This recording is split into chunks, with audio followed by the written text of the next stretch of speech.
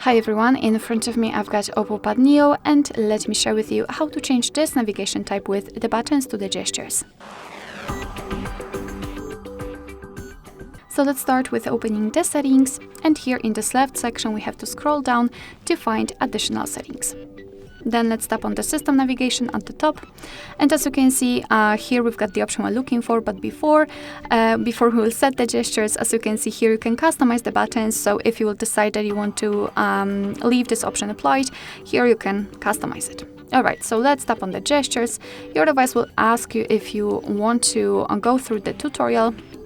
Of course you can do it. I don't want to because I already know how to use them. I will also explain everything. And here we've got also the options regarding the gestures. We can customize them. As you can see, instead of the 3 buttons, we've got this line which is responsible for some gestures. You can hide it just by tapping on the switcher, and in my personal opinion it looks the best.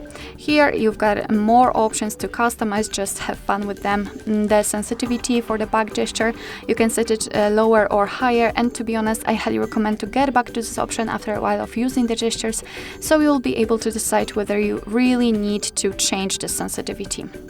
Alright, so a quick tutorial. In order to get back to the previous page, just like by using the back button, you have to swipe your finger from the side to the center of your device, just like that. We will have this arrow and release the finger, and as you can see we will go back. The same situation from the right side. From the right side here, just like that.